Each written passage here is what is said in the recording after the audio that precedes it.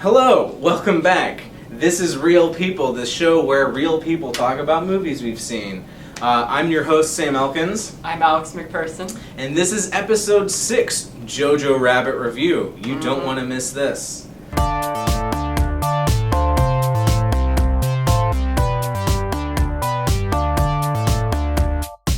For those of you who have not seen the film, this is a spoiler-free video, so do not fear, you can continue. Initial thoughts, what did you think of JoJo Rabbit? It was absolutely fantastic, Sam. I loved the movie, start to finish. It's not particularly deep. There are some pacing issues, but I feel like the message was good. Had some very powerful scenes. It was just really, really, really good. Yes, I agree. And for those of you who don't know, JoJo Rabbit is a film that was written and directed by Taika Waititi, who directed Thor Ragnarok, for you Marvel heads. It is a film about a young boy in World War II Germany, or Nazi Germany. He is in the Nazi army, he's a Nazi fanatic, and he finds a Jewish girl hiding in his house. It's an anti-hate satire, it's a comedy, and Taika Waititi also plays JoJo's imaginary friend, the one and only Adolf Hitler. Oddly enough, for a film with such heavy themes, it was a fun movie. Yeah, I feel like, some reviews are just saying that it's just a comedy and taking away the horror of the situation, and I don't think that it is really, and I think it's actually pretty subversive comedy in some ways, because you're not really ever supposed to laugh at the movie. I don't think necessarily. No. It's kind of like the uncomfortable humor where it's they're saying such outrageous offensive things that through shock value it's funny and obviously exaggerated, but it's yeah. I don't know. I don't think a lot of the humor was meant to be laugh out loud funny. It's just how we interpret it, you know? Yeah, I definitely agree with that. I think that the humor in the film was meant to get you to feel the emotion of the film even deeper. That's when you're kind of drawn. It's kind of almost like you're waking up from this sort of dream. So you're watching this sort of weird, surreal depiction of Nazi Germany. It's almost like a Wes Anderson movie, or aesthetically. Aesthetically, where you're seeing these horrible things, you're laughing, but you're also realizing these are pretty messed up things that are happening or being said. Once it gets into the serious moments, it takes you out of that surrealism. Right. And it grounds you and shows you the reality, and it kind of slaps you in the face and is this is what you've been laughing at. Because you're seeing it through JoJo's eyes, the entire movie. Who's a 10-year-old boy. Yeah, so it makes sense at the beginning that it's kind of this hyper reality that gradually becomes grittier. Yeah. And, it's reflecting the film's aesthetics by the end too. So it's a pretty serious wartime drama at the end, honestly. Yeah. The child actors, I thought they were all really, really, really good. Yeah, I know the child actors were a highlight. These days I'm not the biggest Scarlett Johansson fan, but I do think she did really well in this role. Yeah, she has one really good scene in particular. Yeah. I won't spoil it, but it was really... That was a really good scene. Yeah. It was funny, but also very heartfelt and a lot of deeper nuance to it, which is majority of the humor in the movie. Haha, you don't know what scene we're talking about because you haven't seen the movie.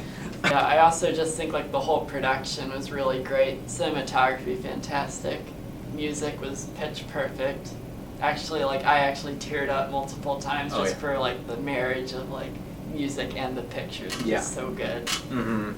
I feel the pace of the movie was somewhat not completely on point the whole movie. Yeah. It dragged a little bit, and then there were some times where it kind of seemed like Taika didn't quite know how to move to the next. Yeah. All right, everybody, that is all the time we have for the spoiler-free section. Now it's time to get into the spoilers, so let's talk. Where do you want to begin? Well, the first thing that jumps to my mind is when JoJo's mother is killed. Yeah. That was a very shocking scene in a way. I wasn't super surprised. Yeah. But it was pretty brutal. It was really intense. I thought that they did that about as tastefully as you can. that was another really nice thing with like symbolism, is because a big symbol throughout the whole movie is like dancing, and just dancing to feel happy and just being human, and just just dancing. Like a lot of times when she dances throughout the film, it focuses on her feet as they move, and her shoes. She has very distinct shoes with like red lining. Yeah. And there's a really good shot of him just walking toward the camera, and then the shoes come into focus, and then you can see the realization on his face where he sees the shoes. He doesn't even have to look up. He just sees the shoes, and we don't even have to look up. We never see her face as it's hanging, and I think that was smart. I wouldn't have wanted to see that. Well, I mean, that scene is so like powerful and like subtle in a way, but then it kind of feels like the emotional consequences are kind of rushed after that. Like, I don't know. I mean, it was still like effective. Yeah. But I don't know. I feel like maybe it happened too late in the movie or something. Well, I'm not quite sure. I think that kind of feeds into what we were saying earlier about the pacing issues. There's like this montage of JoJo going out to get food from the garbage, and then Elsa writing after JoJo's mom dies, and I think that was one of those moments where, or one of those times where he didn't know exactly how to get from point A to point B, and I think that was part of the pacing issues, but at the same time he could have used that to develop those emotional consequences more. Right. But let's talk about, you said earlier that you really loved, and I agree with this, that scene, Scarlett Johansson. Oh yes. Expand.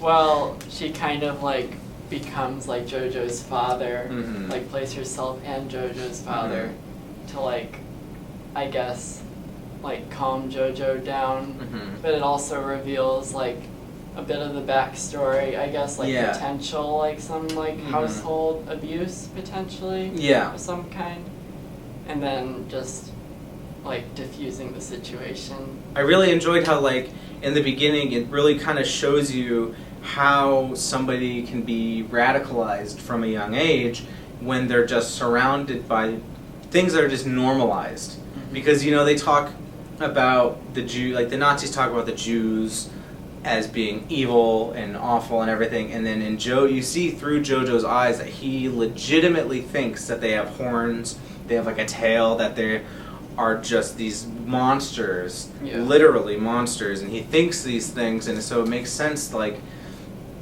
certain things that maybe for adults who have like their own discretion and can make their own moral choices.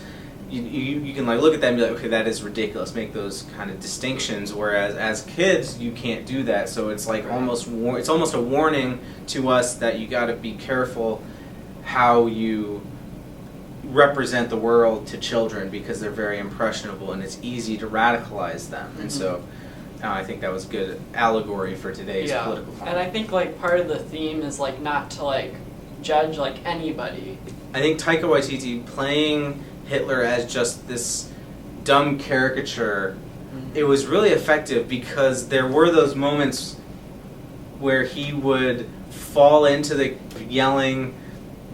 Like repressed like rage. Yeah, that's one of those moments that takes you out of the surreal dream that you've been in, even though he is an imaginary character. And he is like quite funny the majority of the time. But then like the serious bits just hit even harder, like you said earlier. He's like silly and funny throughout most of it, and then when he gets serious, it almost like there were a few moments where I just like felt in my stomach and was just like almost like scared, like oh my goodness, like this is getting real and like intense.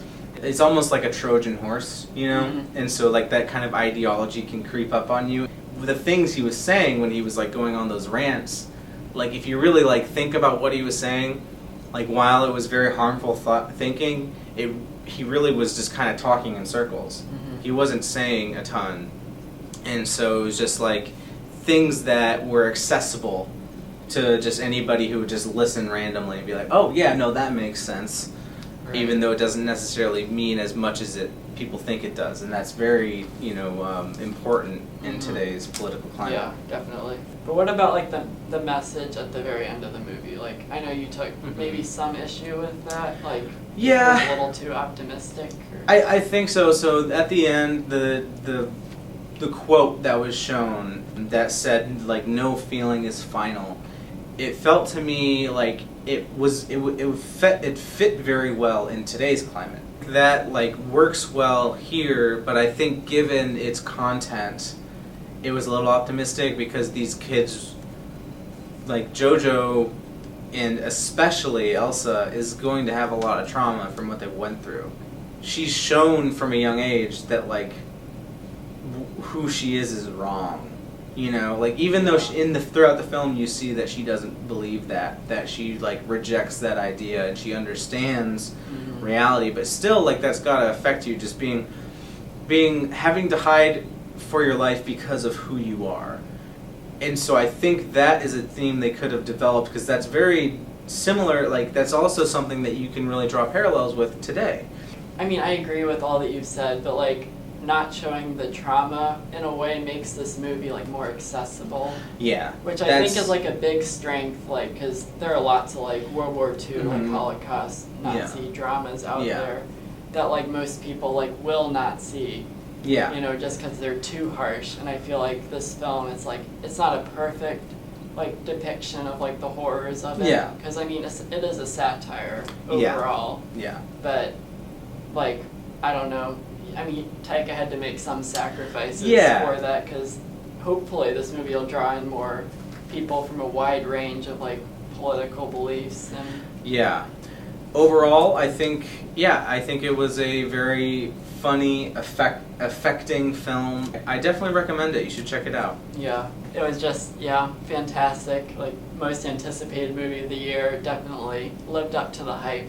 Alright everybody, that's all the time we have today for Real People, Episode 6, JoJo Rabbit Review. I'm Sam Elkins. This is Alex McPherson. If you'd like to check out his review column, he writes reviews weekly for The Index, so check it out. You want to say anything about that?